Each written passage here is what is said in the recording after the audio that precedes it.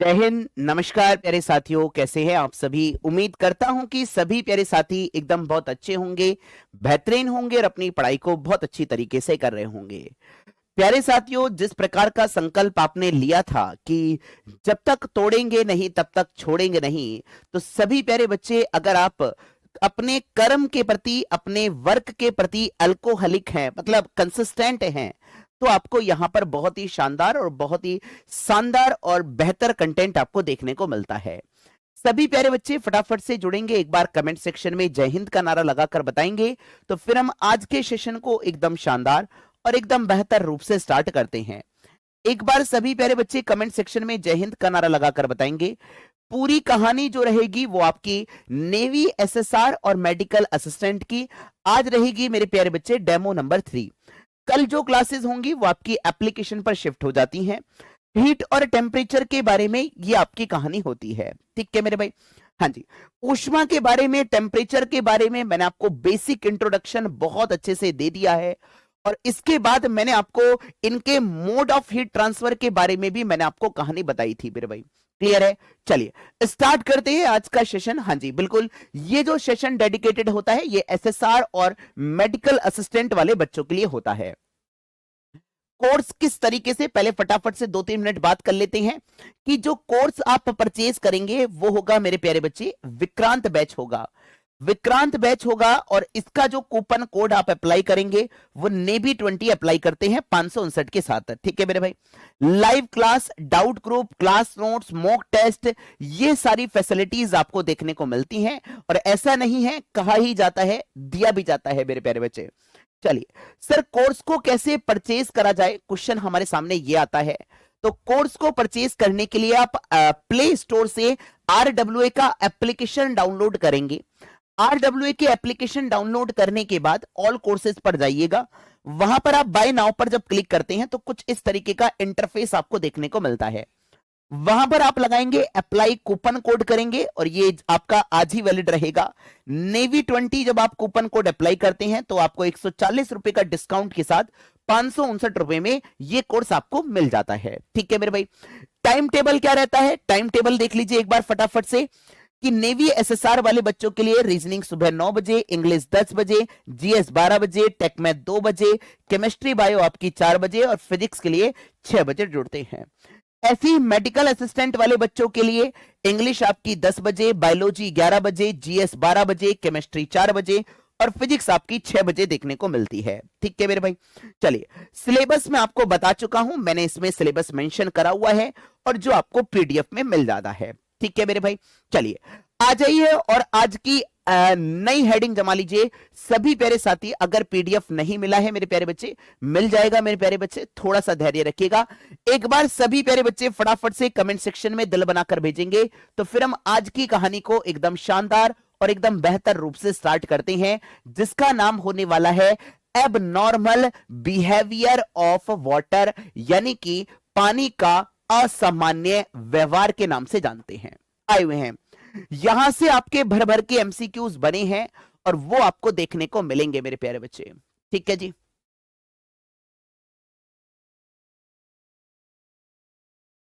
दाब परिवर्तन जो होता है मेरे प्यारे बच्चे, जब हम दाब को परिवर्तित करते हैं तो वो जो आपका होता है मेरे प्यारे बच्चे, उसमें क्या होता है, दाब जैसे जैसे परिवर्तित करते हैं वैसे वैसे हमारे सामने ऊपर की तरफ प्रेशर भी कम होता जाता है, और प्रेशर कम होने पर बॉइलिंग पॉइंट कम हो जाता है मेरे प्यारे बच्चे।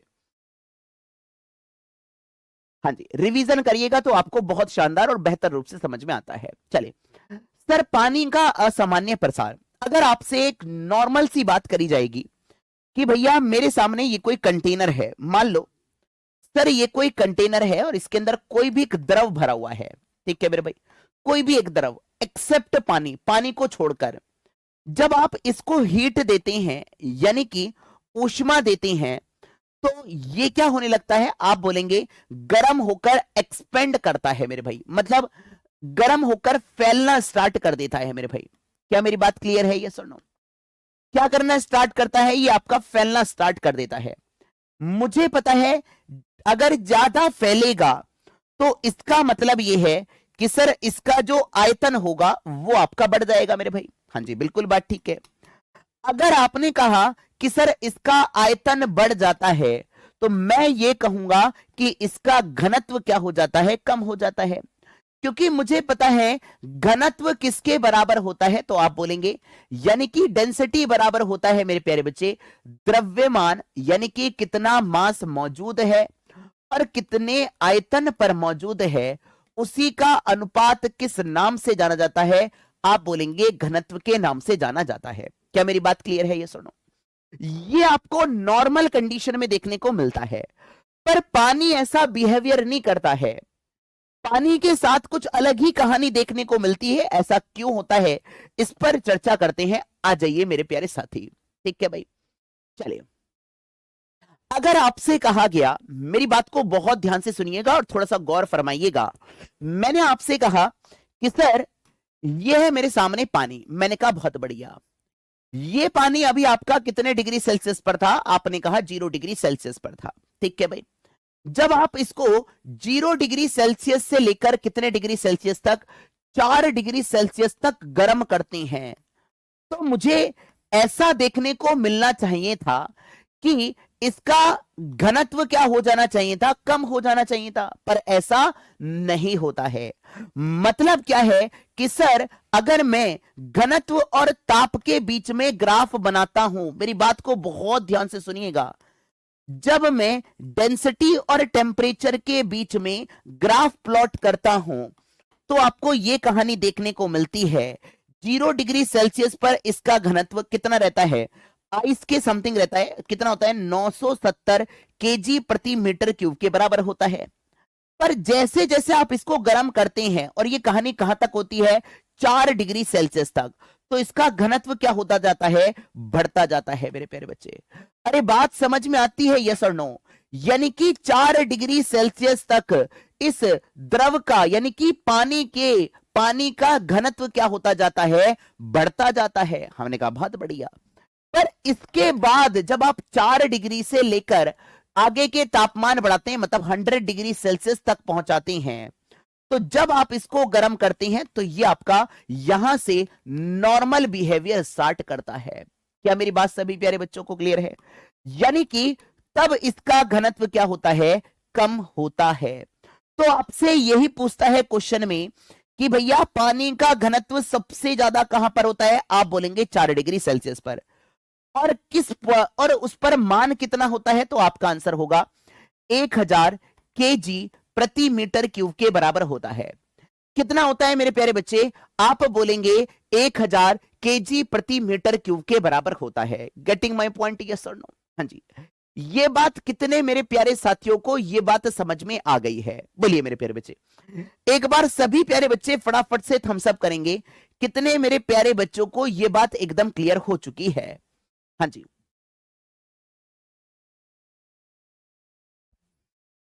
क्लियर है मेरे भाई? एमआर के लिए मेरे प्यारे बच्चे 5 से 6 होती है।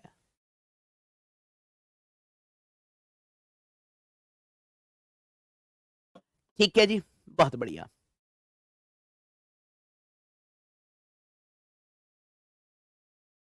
हाँ, ग्राफ वाला, अगर मैं आपको ग्राफ वाला रिपीट करता हूं तो मेरी बात को जरा ध्यान से सुनिए। उसने कहा जब मैं पानी को क्या करता हूं, गर्म करता हूं, कहां से लेकर कहां तक, उसने कहा 0 डिग्री सेल्सियस तक। 0 ये ताप हो गया, यानी कि ये टेम्परेचर हो गया। सर यहां पर तापमान कितना था, आपने कहा 0 डिग्री सेल्सियस। तापमान हुआ 1 degree, 2 degree, 3 degree, 4 degree, 5 degree, 6 degree, 7 degree, ऐसे करके तापमान बढ़ता गया। जब आपने इसका 0 डिग्री सेल्सियस पर कहानी देखी, तो आपको इसका घनत्व जो देखने को मिला, वो आपको कितना देखने को मिला, 970 केजी प्रति मीटर क्यूब के बराबर देखने को मिला। मतलब आइस यानी कि जो बर्फ का घनत्व होता है वो करीब इतना होता है। अब आपने इसको 4 डिग्री सेल्सियस तक गर्म करा, तो मुझे यह दिखा देखने को कि इसके जो कोवलेंट मतलब जो बॉन्डिंग है, वाटर की जो बॉन्डिंग है, कोहेसिव बॉन्डिंग जो है, अंतरा आणविक बल जो होते हैं वो आपके और ज्यादा कठोर हो जाते हैं। कठोर होने का मतलब क्या है, आप बोलेंगे सर इसका घनत्व बढ़ता जाता है और 4 डिग्री सेल्सियस के बाद इसका घनत्व क्या हो जाता है, कम हो जाता है। हमने कहा बहुत बढ़िया। तो 4 डिग्री सेल्सियस पर आपको इसका घनत्व कैसा देखने को मिलता है? अधिकतम।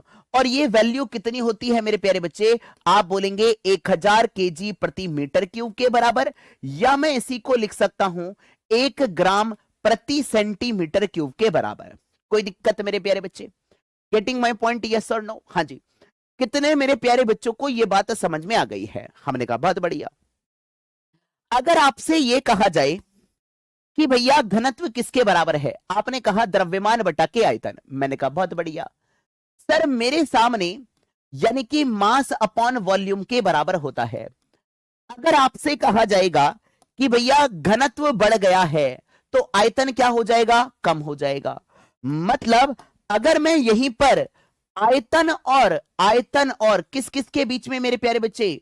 आयतन और ताप के बीच में ग्राफ प्लॉट करता हूं, बहुत ध्यान से सुनिएगा मेरे प्यारे बच्चे, आयतन और ताप के बीच में ग्राफ प्लॉट करता हूं तो आपको यह देखने को मिलेगा कि आयतन जो होगा, जैसे जैसे आपका घनत्व यहां पर बढ़ा था तो आयतन मेरे भैया कम होगा। कहां तक कम होगा? 4 डिग्री सेल्सियस तक। फिर इसके बाद घनत्व घट रहा है तो आयतन क्या हो जाएगा मेरे प्यारे बच्चे? बढ़ जाता है। तो यह ग्राफ आपको परफेक्ट देखने को मिलता है। क्लियर है मेरे भाई? हाँ जी, ये बात आपको परफेक्ट देखने को मिलती है मेरे प्यारे बच्चे। अगर आपको ये बात समझ में आ गई है, हाँ जी, तो उम्मीद है यहां तक की कहानी एकदम क्लियर है मेरे भाई। हाँ जी भाई, पढ़ना तो ऐसे ही पड़ेगा। अगर आप सिलेक्शन लेना चाहते हैं, भाई पेपर आ रहा है आपके सामने, मई में पेपर आ रहा है, आपको इस तरीके की अपनी अंडरस्टैंडिंग डेवलप करनी पड़ेगी। भाई किसी भी चीज के लिए आपने कहा कि भाई मुझे छोटे से टास्क को करना आसान है, पर अगर आप उसको भरपूर तरीके से मन लगाकर करते हैं तो वही आपकी सफलता के अंदर आपका कन्वर्ट हो जाता है। चलिए, अगर आपसे बात करी जाएगी, अगर आपको बात समझ में आती है तो मेरे प्यारे बच्चों इस क्वेश्चन का आंसर दीजिए भैया। Question number 11। चलिए आइए, इस क्वेश्चन का आंसर दीजिए। When water is heated from 0 to 10 degree Celsius, तब उसके आयतन पर क्या प्रभाव पड़ेगा? यह क्वेश्चन आपसे पूछा गया है। करो मेरे शेरों, बोलिए मेरे प्यारे साथियों।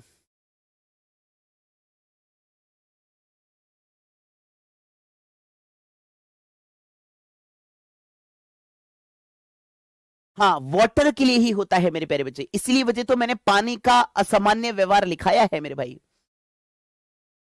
बिल्कुल, आप बोलेंगे सर 0 से 4 डिग्री पर घनत्व बढ़ा तो आयतन क्या होगा? कम।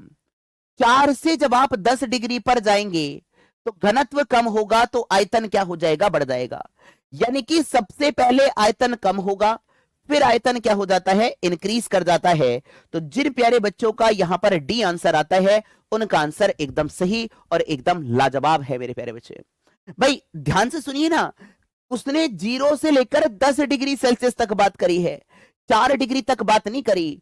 अगर 4 डिग्री तक बात करता तो खाली बी ऑप्शन हो जाता, पर उसने कहा 0 से लेकर 10 तक की कहानी बताइए। तो यहां पर उम्मीद करता हूं यह पॉइंट आपको क्लियर हो चुका होगा। चलिए आइए,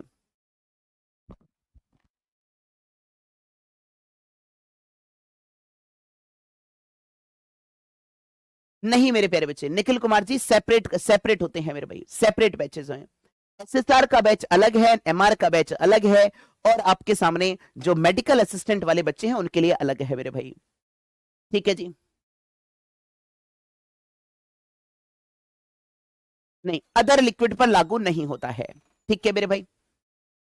चलिए, अगर आपसे बात करी जाएगी ट्रांसफॉर्मेशन ऑफ फेज, आइए सबसे पहले अगर आपसे यह पूछा जाए कि भैया अगर मैं प्रेशर और टेम्परेचर के बीच में ग्राफ प्लॉट करता हूं, किसके लिए?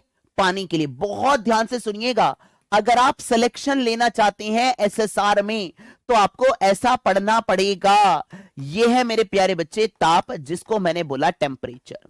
अच्छा सर, आप मुझे कोई बच्चा यह बता सकता है कि सर जहां पर पानी की तीनों अवस्थाएं मौजूद होती हैं, सॉलिड भी, लिक्विड भी और गैस भी, उस ताप को हम किस नाम से जानते हैं? आप बोलेंगे इसे बोला जाता है ट्रिपल पॉइंट के नाम से जाना जाता है। ध्यान से सुनिए सभी प्यारे बच्चे, इसी को बोला जाता है ट्रिपल पॉइंट ऑफ वाटर के नाम से जाना जाता है। इसी को मैं बोलता हूं पानी का त्रिक बिंदु। और यहां पर तापमान कितना होता है मेरे प्यारे बच्चे, लिखिए और स्टार लगाइए, 0.01 डिग्री सेल्सियस। अब मान लो अगर आपने ये पढ़ा नहीं होता तो हो सकता है मेरे प्यारे बच्चे कि आपको गड़बड़ हो जाएगी, वहां पर आप नहीं कर पाए मेरे भाई। थैंक यू वेरी मच मेरे भाई प्रशांत भैया जी। ठीक है, अगर आपसे कहा गया कि 0.01 डिग्री सेल्सियस, या मैं इसी को लिख सकता हूं 273.16 केल्विन के बराबर, कोई दिक्कत? अच्छा, अगर आपसे यह कहा गया कि ठोस को एस किसके स्टैंड करता है, आपने कहा एस है सॉलिड यानी कि ठोस है, और जी से क्या है, गैस है, और एल से क्या है मेरे भैया, लिक्विड। अच्छा, आप मुझे ये बताइए सर उस प्रोसेस को या उस प्रक्रम को हम क्या बोलते हैं जब कोई वस्तु ठोस से डायरेक्ट गैसीय अवस्था में जाती है? करिए मेरे भाई, फटाफट से आंसर करिए, और ये स्टैंडर्ड है मेरे भैया, 10th में भी आपके सामने देखे जाते हैं। चलिए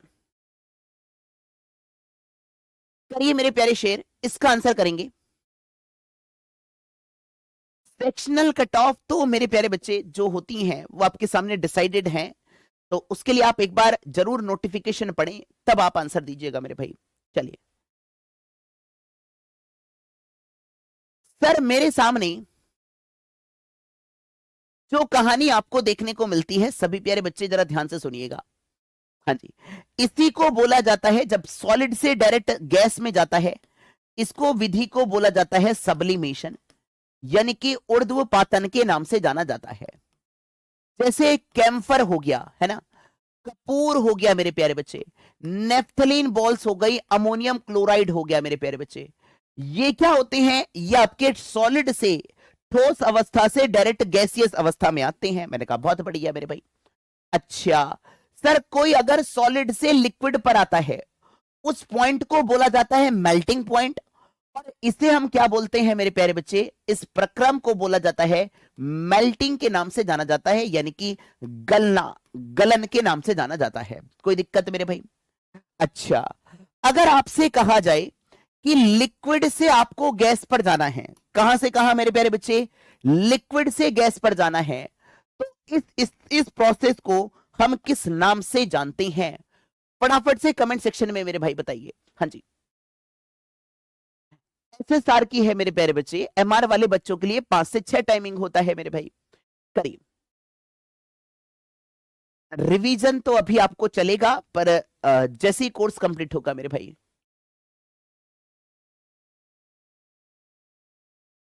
बहुत बढ़िया सर, लिक्विड से गैस में जाता है तो इसको बोला जाता है वाष्पन के नाम से जाना जाता है, यानी कि इस प्रोसेस को बोला जाता है वेपराइजेशन। क्या बोलते हैं मेरे प्यारे बच्चे, वेपराइजेशन के नाम से जानते हैं। अच्छा, तो गैस से सॉलिड पर आते हैं, तो ये जो प्रक्रम कहलाता है इसको बोला जाता है डीपोजिशन। क्या बोलते हैं मेरे प्यारे बच्चे, डीपोजिशन, या मैं इसी को और किस नाम से जानता हूं, एब्लीमेशन के नाम से भी जानता हूं। किस नाम से जानता हूं मेरे प्यारे बच्चे, डीपोजिशन। गैस से सॉलिड, उसे बोलते हैं डीपोजिशन, या हम सॉलिड के नाम से मतलब एब्लीमेशन के नाम से जानते हैं। सर, लिक्विड से सॉलिड पर आएंगे, मतलब पानी जम जाएगा, तो इसको क्या बोलेंगे, फ्रीजिंग बोलेंगे। क्या बोलेंगे मेरे भैया, फ्रीजिंग, यानी कि गलनांक हो गया, फिर उसके सामने क्वथनांक मेरे भाई, ये आपसे पूछा जाता है ना। फ्रीजिंग मतलब चीजों क्या हो जा रही है, जम जा रही है मेरे भाई। क्लियर है? अच्छा, अगर आपसे अभी एग्जाम डेट रिलीज नहीं हुई है, जैसी रिलीज हो जाएगी आप नोटिफिकेशन ऑन कर लीजिए, आपको मिल जाएगा भाई इंफॉर्मेशन। लिक्विड, गैस से लिक्विड पर आएंगे, तो इस प्रोसेस को बोला जाता है कंडेंसेशन, या मैं इसी को क्या नाम से जानता हूं, संघनन विधि के नाम से जानता हूं। किस नाम से जानता हूं मेरे प्यारे बच्चे, संघनन विधि के नाम से जानता हूं। डिपोजिशन को अभी आप डिपोजिशन ही लिख लीजिए मेरे प्यारे बच्चे। हाँ जी, एकेपी रिएक्शन जी। गेटिंग माय पॉइंट, यस और नो? हाँ जी, ये बात कितने मेरे प्यारे बच्चों को समझ में आ गई है? अच्छा, अगर आपको मेरी बात समझ में आ गई है तो एक जीरोथ लॉ और फर्स्ट लॉ, फिर उसके बाद हम एमसीक्यू की तरफ आ जाएंगे। ठीक है भाई, चलिए सबसे पहले पढ़ लेते हैं जीरोथ लॉ ऑफ थर्मोडायनामिक, क्योंकि लास्ट टाइम आपके सामने फर्स्ट लॉ पूछा गया था और इस पर आपके सामने दूसरा जो जीरोथ लॉ होता है यह भी आपको देखने को मिलता है। ठीक है मेरे भाई, चलिए स्टार्ट करा जाए।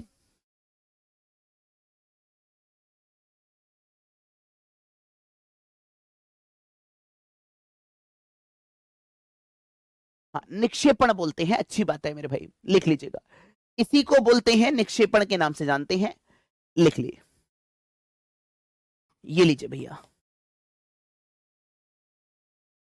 आइए अब हम बात करते हैं जीरोथ लॉ ऑफ थर्मोडायनेमिक्स कहता क्या है। आओ, उसने कहा अगर एक वस्तु ए है, दूसरी वस्तु आपके सामने बी है, मेरी बात को ध्यान से सुनिएगा, और यह आपके सामने दूसरी वस्तु बी है।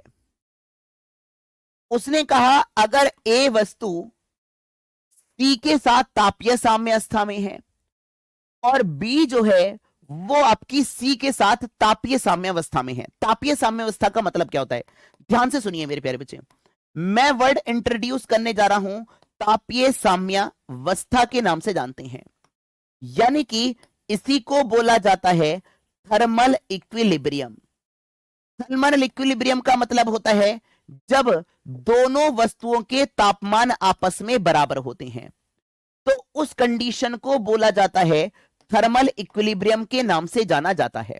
गेटिंग माय पॉइंट, यस और नो? जैसे आपने केमिकल इक्विलिब्रियम पढ़ा होगा जिसमें कंपोजिशन सेम रहता है, उसे हम केमिकल इक्विलिब्रियम बोलते हैं। ठीक है मेरे भाई, अच्छा हाँ बिल्कुल कराएंगे मेरे प्यारे बच्चे।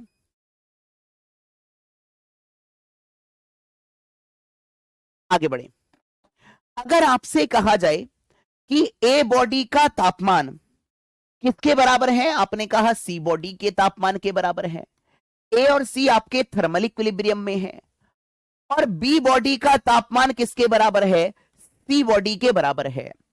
तो यहां से आपको क्या कंक्लूजन देखने को मिलता है, यहां से आपको कंक्लूजन ये देखने को मिलता है कि भैया जो ए और बी जो होंगे उनके भी तापमान आपस में कैसे होंगे, बराबर होंगे।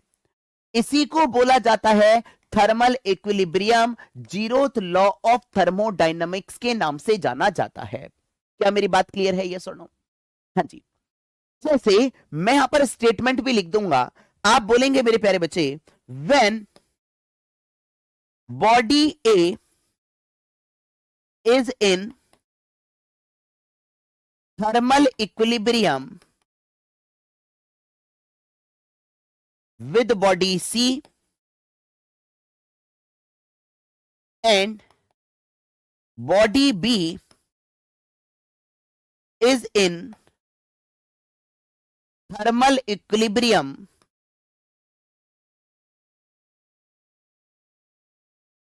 with body C, then A and C, sorry, A and B are in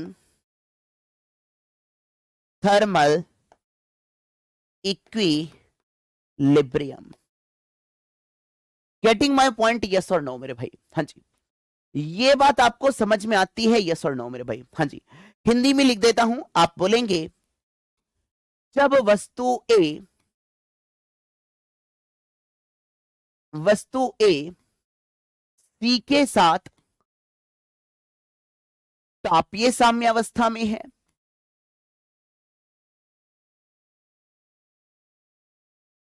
तथा वस्तु बी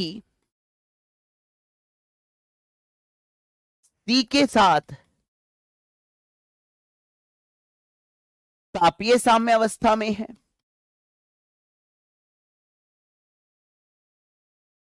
तो वस्तु ए और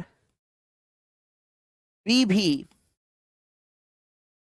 तापीय साम्यावस्था में होंगे। क्या मेरी बात क्लियर है? हाँ जी, होंगे। कितने मेरे प्यारे बच्चों को ये बात एकदम क्लियर है भाई, बोल दीजिए। सभी प्यारे बच्चे एक बार फटाफट से थम्स अप करेंगे। कितने मेरे प्यारे साथियों को ये बात एकदम क्लियर है? अगर वस्तु ए बी के साथ ताप साम्यावस्था में है, ए सी के साथ ताप साम्यावस्था में है, और सी बी के साथ ताप साम्यावस्था में है, तो इसका मतलब यह है कि ए और बी जो होंगे वो भी आपके तापीय साम्यावस्था में होंगे। Getting my point? यस और नो? हाँ जी। कितने मेरे प्यारे बच्चों को यह बात एकदम क्लियर है भाई? क्लियर है भाई? चलिए, थैंक यू वेरी मच मेरे भाई। अगला दूसरा जो आपके सामने पूछता है, दूसरा, पहला शून्यता नियम और ऊष्मागतिकी का प्रथम नियम, बस यही दो आपको पढ़ने हैं। ऊष्मागतिकी का प्रथम नियम क्या कहता है?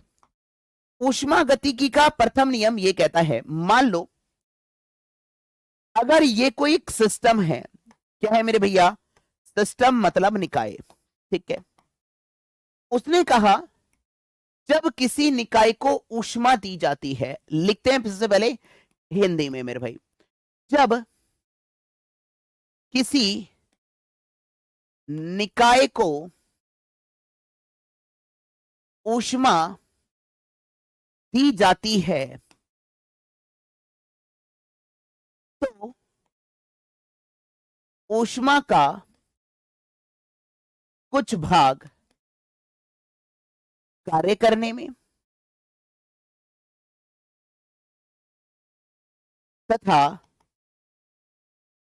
शेष भाग, ठीक है मेरे भाई, आंतरिक ऊर्जा वृद्धि में चला जाता है। आंतरिक ऊर्जा वृद्धि में चला जाता है। लिखिए मेरे प्यारे बच्चे, मतलब क्या है? अगर आप किसी भी सिस्टम को ऊष्मा देते हैं तो आप ऊष्मा क्यों दोगे? आप ये चाहोगे इससे मुझे कुछ वर्क मिले, मतलब कुछ कार्य मिले। पर अगर आपने मान लो इसको 100 जूल ऊष्मा दी, तो ऐसा तो पॉसिबल है ही नहीं कि आपको 100 के 100 जूल आपको वर्क मिल जाए। क्या ये पॉसिबल है? यस और नो? हाँ जी, पॉसिबल ही नहीं है भाई।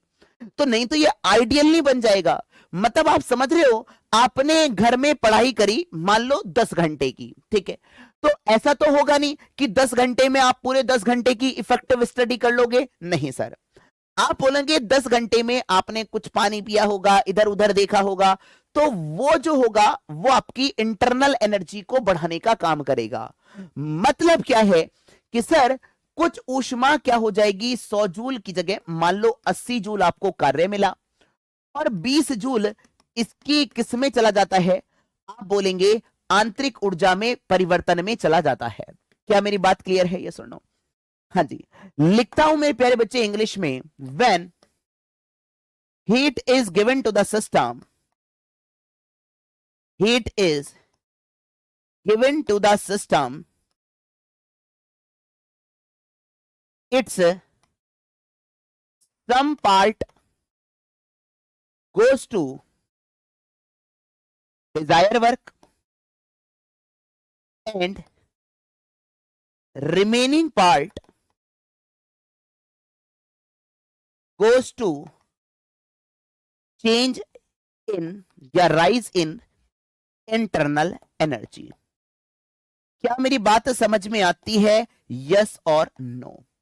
तो आप इसको कुछ इस तरीके से लिख सकते हैं कि क्यों किसके बराबर होगा, कुछ तो कार्य में चला गया और कुछ किस में चला गया है, आंतरिक ऊर्जा में परिवर्तन में चला जाता है। यानी कि आपसे यह क्वेश्चन पूछा गया था कि ऊष्मा गति में जो आपका ऊर्जा रहती है, यानी कि आप बोलेंगे ऊर्जा कैसी रहती है? संरक्षित रहती है। लिख लीजिए मेरे प्यारे बच्चे और स्टार लगा लीजिएगा इस वाले पॉइंट पर। यह क्वेश्चन आपका पीवाईक्यू क्वेश्चन है। एनर्जी कैसी रहती है? कंजर्व रहती है। Getting my point? यस और नो मेरे भाई? हाँ जी, ये बात कितने मेरे प्यारे साथियों को समझ में आ गई है? अगर आपको मेरी बात समझ में आती है तो सभी प्यारे बच्चे एक बार कमेंट सेक्शन में दिल बनाकर भेजेंगे, तो फिर हम आगे की कहानी को स्टार्ट करते हैं मेरे भाई। चलिए, एक बार सभी प्यारे बच्चे फटाफट से आंसर करेंगे। हाँ, एनर्जी जो है मेरे प्यारे बच्चे, वो ऊष्मा एक प्रकार की ऊर्जा है, कार्य एक प्रकार की ऊर्जा है मेरे भाई, और आंतरिक ऊर्जा अपने आप में ऊर्जा ही है मेरे प्यारे बच्चे। गेटिंग माई पॉइंट, यस और no?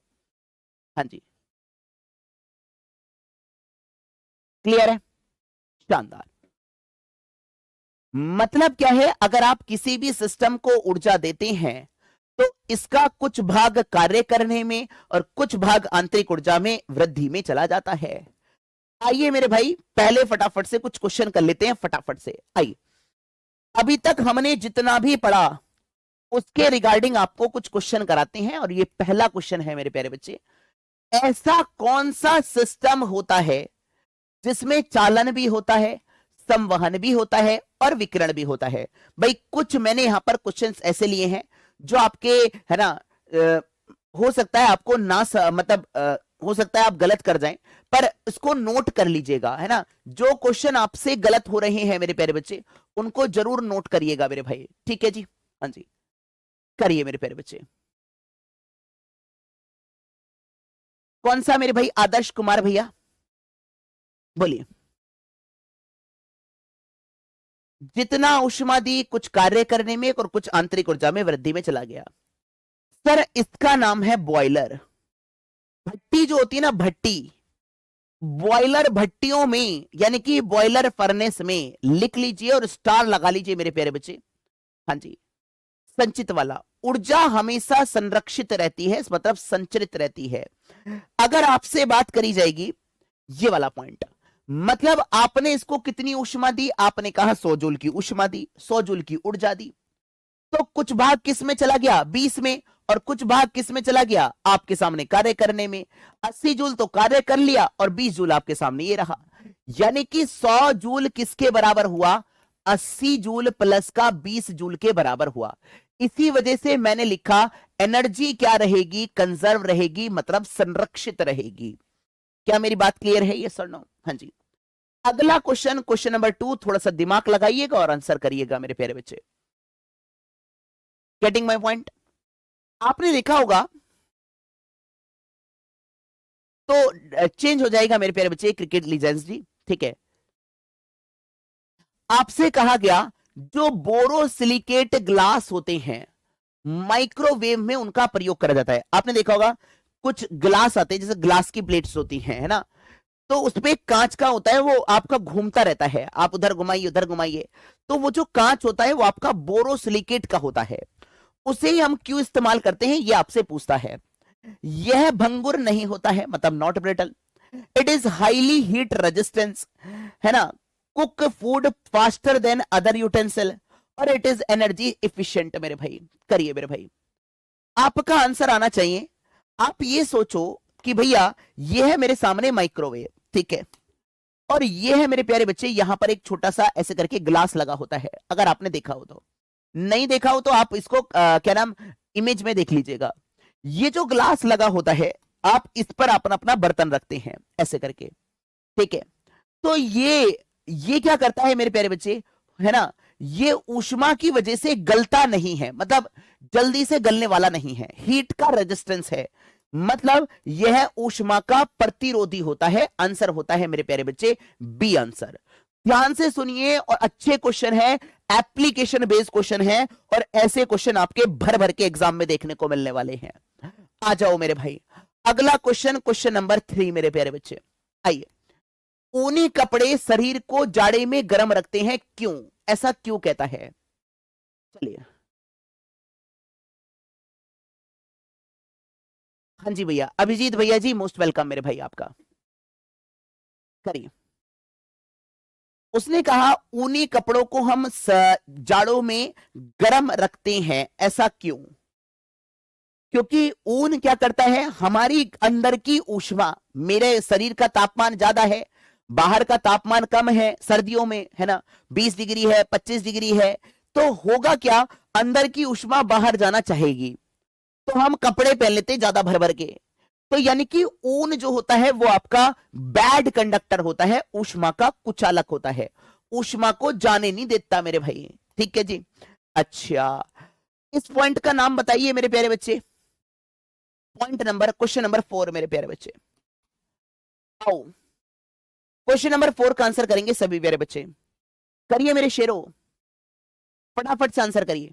What is the temperature called when a solid object melt and become liquid at atmospheric pressure? उसको हम किस नाम से जानते हैं?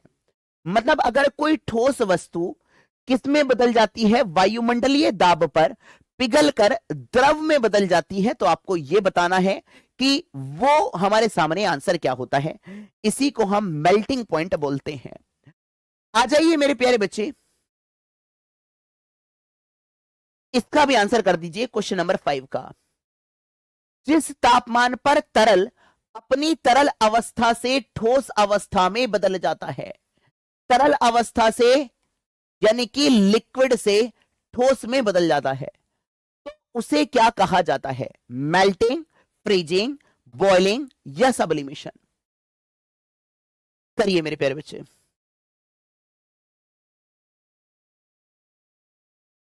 हाँ जी, आपका आंसर होगा, इसे हम किस नाम से जानते हैं? जिन प्यारे बच्चों का बी आंसर आता है उनका आंसर एकदम ठीक है मेरे भाई। अच्छा, क्वेश्चन नंबर 6 का आंसर करिए। The first law of thermodynamics is generally related to, और ये क्वेश्चन नेवी में पूछा गया है मेरे प्यारे बच्चे।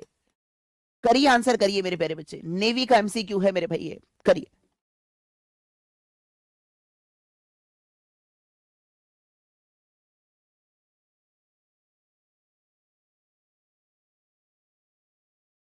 हाँ जी, कौन सा आंसर आया मेरे भाई? आप बोलेंगे ऊर्जा के संरक्षण के सिद्धांत पर आधारित होता है, first law of the conservation. ठीक है भाई, अगला है ये क्वेश्चन नंबर 7 मेरे प्यारे बच्चे। गाड़ी के रेडिएटर में जल का प्रयोग किया जाता है। कहते हैं ना कि यार गाड़ी थोड़ी हीट कर रही है, एक बार जरा देखना चेक करके कि हमारे सामने। अच्छा, हिमांक बोलते हैं, हिमांक मेरे भाई। मैंने क्वथनांक लिख दिया क्या? कहां गया?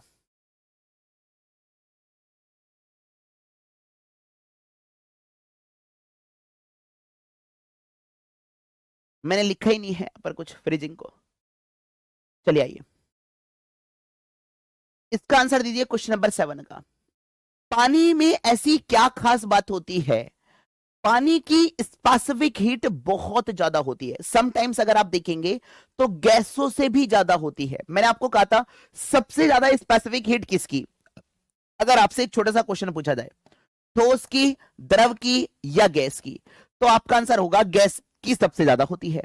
पर वाटर एक ऐसा एक्सेप्शन होता है जिसकी स्पेसिफिक हीट जो होती है वो करीब 4.2 के समथिंग होती है ना, जूल पर ग्राम डिग्री सेल्सियस के बराबर होती है। ठीक है, और ये आपकी गैस से भी ज्यादा होती है।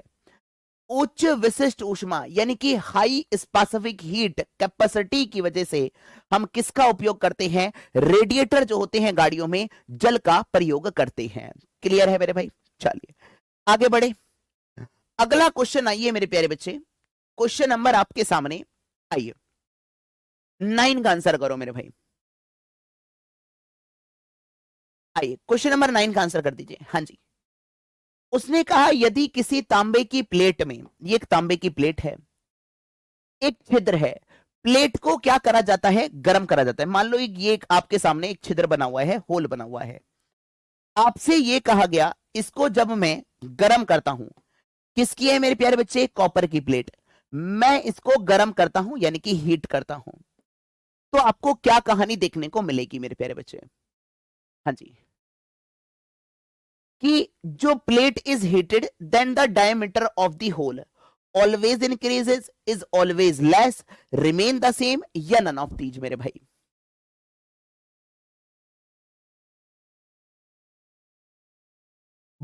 जनरली क्या होता है मेरे प्यारे बच्चे? बढ़ने लगता है। जो गर्म होते हैं ना, कंडक्टर है, अच्छा कंडक्टर है, तो हीट के कारण ये क्या करेगा? फैलना स्टार्ट करेगा।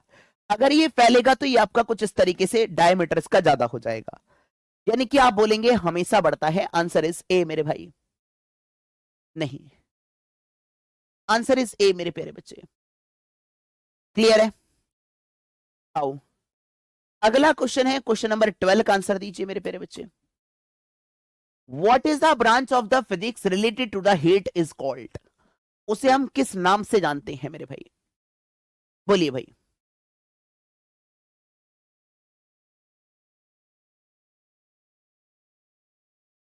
अच्छा, सत्य सिंह जी। इस ब्रांच को बोला जाता है थर्मोडायनामिक्स के नाम से जाना जाता है, या मैं इसी को ऊष्मा गतिकी बोलता हूं। क्या बोलता हूं मेरे प्यारे बच्चे? इसी को मैं ऊष्मा गतिकी के नाम से जानता हूं। ठीक है मेरे भाई।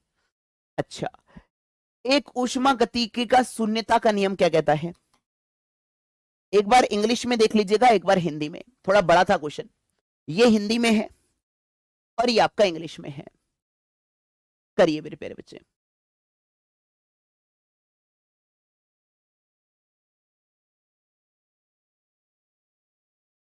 ये हिंदी में है।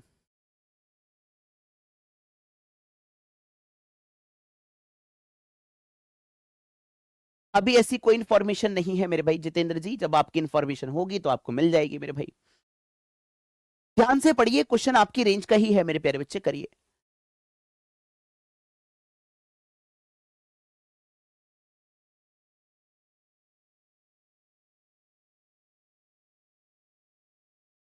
हाँ जी।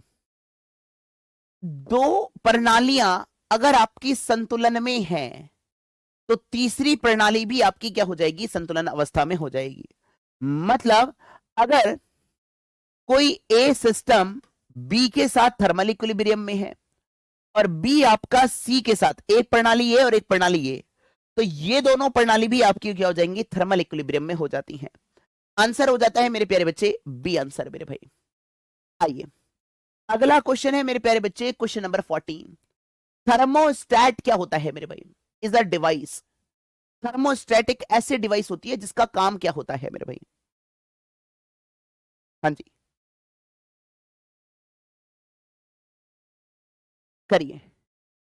डी, मैं एक बार डी चेक कर लेता हूं। जब दो प्रणाली या तीसरी प्रणाली के साथ ऊष्मा संतुलन में है तो वो एक दूसरे के साथ ऊष्मा संतुलन में होती हैं।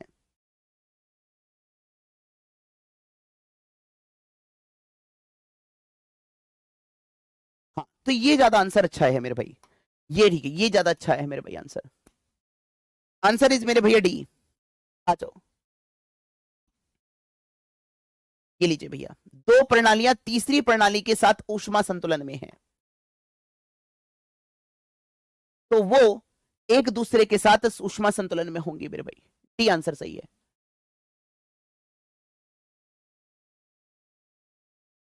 क्लियर है मेरे भाई? चलो, अगला क्वेश्चन का आंसर करो कि आपसे ये पूछा गया है थर्मोस्टेट कौन सी डिवाइस होती है मेरे भाई? आ जाइए। हाँ, ठीक है मेरे भाई, ठीक है। चलिए, थर्मोस्टेट कैसी डिवाइस होती है आपको ये बताना है।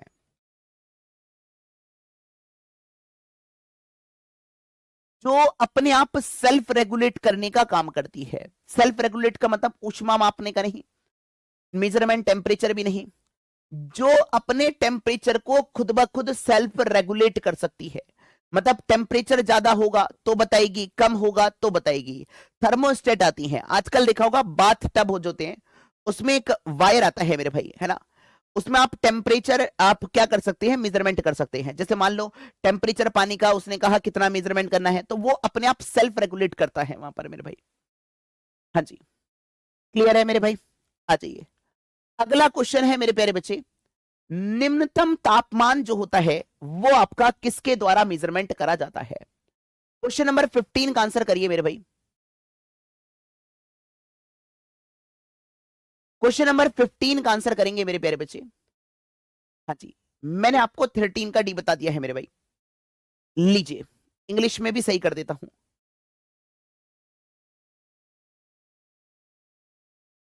इसके साथ ये नहीं दिया हुआ ना यहां पर, दूसरा इसलिए गलत है, मैं आपको बता देता हूं कि दूसरा गलत क्यों है। उसने कहा अगर दो प्रणालियां ऊष्मा संतुलन में है, ये ए है और ये बी है मेरे भाई, ये ए सी के साथ है और बी जो है वो भी सी के साथ है मेरे भाई, किसी और के साथ है है ना, डी के साथ मान लो ये प्रणाली ऊष्मा संतुलन में है, तो तीसरी प्रणाली भी ऊष्मा संतुलन में होगी। पर ये तो कहानी ना कांटेक्ट में है ना, जब दो प्रणाली है तीसरी प्रणाली के साथ, ये कह रहा है ना यहां पर साथ, तो तीसरी प्रणाली के साथ, तो यहां पर ये आंसर होगा मेरे भाई। ऊष्मा संतुलन में है तो दो एक दूसरे के साथ ऊष्मा संतुलन में होंगे मेरे भाई। आइए अगला क्वेश्चन, आइए क्वेश्चन नंबर 15 मेरे भाई। हाँ जी, क्लियर हो जाएगा मेरे भाई, आज चैप्टर कंप्लीट हो जाएगा मेरे भाई। क्वेश्चन नंबर 15 का आंसर करिए मेरे भाई। निम्नतम तापमान जो होता है वो किसके द्वारा मेजरमेंट करते हैं? जैसे अगर आपने देखा होगा पारा जो होता है ना, पारा मरकरी जो होता है वो आपका करीब -40 के समथिंग मेजरमेंट कर सकता है। पर बहुत ज्यादा अगर अल्कोहल की बात करी जाएगी, है ना, तो इसका जो फ्रीजिंग पॉइंट होता है वो करीब 114 की समथिंग होता है। यानी कि अल्कोहल थर्मामीटर का वहां पर हम उपयोग करते हैं लोएस्ट टेम्परेचर मेजरमेंट करने के लिए मेरे भाई। हाँ जी, क्लियर है मेरे भाई? अच्छा, अगला क्वेश्चन, आइए क्वेश्चन नंबर 16 का आंसर करें मेरे भाई। करते रहिए, फटाफट से कर दीजिए मेरे भाई, ये क्वेश्चन आपके एग्जाम में आने वाले हैं मेरे भैया, अगर आपने इस तरीके की अंडरस्टैंडिंग रखी है मेरे प्यारे बच्चे। हाँ जी, करिए भाई, जब दोनों के लिए मेंशन है तो आपका मेडिकल असिस्टेंट क्यों नहीं होगा? एसएसआर और मेडिकल असिस्टेंट दोनों के लिए है मेरे भाई।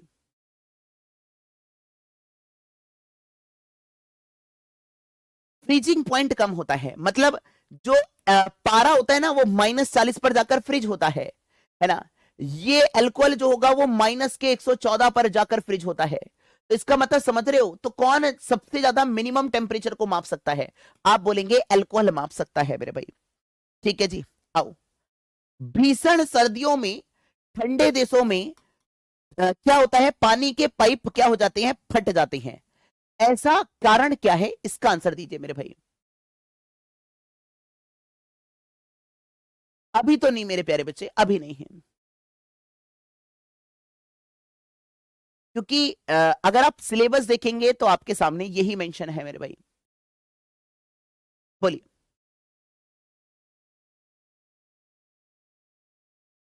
थैंक यू मेरे भाई। सर क्योंकि जमने पर पानी क्या करता है, फैलता है। जैसे मान लो, है ना, जमने पर पानी फैलता है। जैसे मान लो अगर आप 4 डिग्री से 0 डिग्री पर आएंगे तो उसका घनत्व कम हो जाएगा पर आयतन बढ़ जाएगा।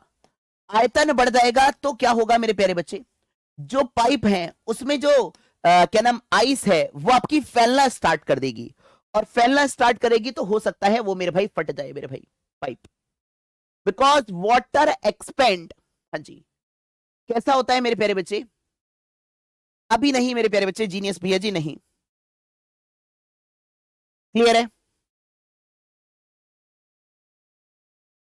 आइए क्वेश्चन नंबर 17 का आंसर करिए मेरे प्यारे बच्चे, फटाफट से कर दीजिए इसका आंसर।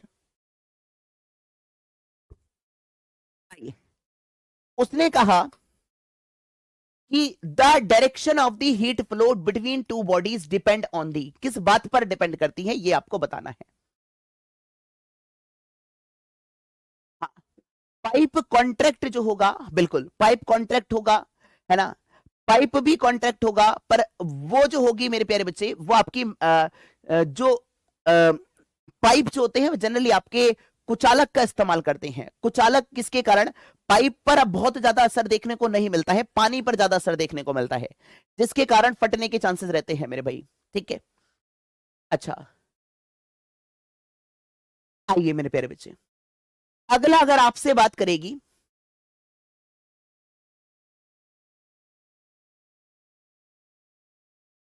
नहीं, डायरेक्शन ऑफ हीट जो होती है वो उनके रेस्पेक्टिव टेम्परेचर पर डिपेंड करती है मेरे भैया, ये मैंने आपको बताया है।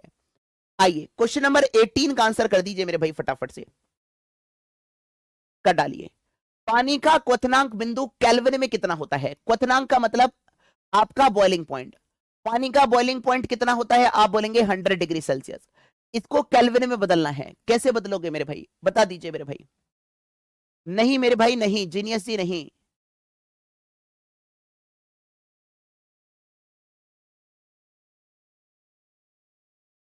नेक्स्ट चैप्टर जो आप बताएंगे उसमें हम जो स्टार्ट करेंगे वो आपको स्टार्ट कर देंगे सॉलिड और फ्लूइड स्टार्ट कर देंगे मेरे भाई। सॉलिड और फ्लूइड स्टार्ट कर देंगे नेक्स्ट चैप्टर मेरे भाई। ठीक है, पढ़कर आ जाइएगा। ठीक है, आपका आंसर होगा 373 केल्विन मेरे भाई, सी। क्लियर है मेरे भाई? इसमें आप अगर बात करोगे ना मेरे भाई, सुनो जरा ध्यान से, आंसर यही है क्योंकि due to contraction of the pipe, संकुचन के कारण नहीं मेरे भाई, एटमॉस्फेरिक प्रेशर के कारण। भाई पानी के अंदर एटमॉस्फेरिक प्रेशर कहां से होगा मेरे भाई? अगर आपसे बात करी जाएगी तो पानी जो होगा ये इसकी दीवारों पर कोई एटमॉस्फेरिक प्रेशर लगाएगा? भाई बताओ यार, पानी फ्लो कर रहा है पानी के अंदर, मैंने कहा ठीक है पाइप के अंदर, तो क्या ये इसके ऊपर एटमॉस्फेरिक प्रेशर लगाएगा? नहीं मेरे भाई। ठीक है, चलिए अगला आंसर करिए। कमरे को ठंडा किया जा सकता है किसके कारण? क्वेश्चन नंबर 19 को उड़ा डालिए मेरे भाई फटाफट से, 1-2 मिनट और देखते हैं मेरे भाई। बी इसलिए नहीं होगा मेरे प्यारे बच्चे, अगर ए यहां पर ऑल ऑफ दी अबव में जो जो पाइप होते हैं ना वो आपके इंसुलेटर के बने होते हैं, मतलब कुछ चालक होते हैं, प्लास्टिक हो गई, रबड़ हो गए, इसके बने होते हैं, जिसके कारण आपको हीट का कम इफेक्ट देखने को मिलता है पाइप पर पानी पर ज्यादा इफेक्ट देखने को मिलेगा मेरे भाई। ठीक है ना? कंप्रेस्ड नेचुरल गैस मेरे भाई, है ना, संपीड़ित गैस को क्या करके छोड़ के मेरे भाई, लीव करके। ठीक है, आपने देखा होगा जैसे गुब्बारे को फुलाइए, है ना, तो क्या होगा मेरे प्यारे बच्चे, ये गुब्बारा क्या होगा, जब आप उसके लिए पढ़ना पड़ेगा और मेरे भाई, तो आप बोलेंगे मेरे भाई जब आप उस गुब्बारे को छोड़ेंगे तो एक ठंडी सी हवा आती है, उसी को बोला जाता है कंप्रेस्ड गैस के नाम से जाना जाता है मेरे भाई। क्लियर है मेरे भाई? अच्छा, अगर आपको मेरी बात समझ में आ गई है तो इस क्वेश्चन का आंसर आप मुझे कमेंट सेक्शन में दे दीजिएगा। उम्मीद है यहां तक की कहानी सभी प्यारे बच्चों को क्लियर हो गई। ठीक है मेरे भाई, और कमेंट सेक्शन में ये जरूर बताइएगा मेरे भाई कितनी क्लास रही। एक बार सभी प्यारे बच्चे भाई, ये जो आपका है ना, अगर आपको सेशन अच्छा लगता है मेरे प्यारे बच्चे तो जरूर एक बार मेरे प्यारे बच्चे लाइक जरूर करा करें। यही हमारे अंदर ताकत प्रदान करता है, यही हमारे अंदर वो रेस्पेक्ट बटन होता है जो आपको चीजें देखने को मिलती हैं। कोई भी एक पार्टिकुलर बुक फॉलो करिए मेरे भाई, जो लूसेंट वाली बुक है, एक अलग से आती है एयरफोर्स वाली, वो आप फॉलो कर सकते हैं, एक आती है वन लाइनर वाली, वो नहीं मेरे भाई। ठीक है जी, चले, उम्मीद है यहां तक की कहानी सभी प्यारे बच्चों को क्लियर होगी। तो मिलते हैं मेरे प्यारे बच्चों नेक्स्ट सेशन में, तब तक के लिए tata bye bye, take care and जय हिंद।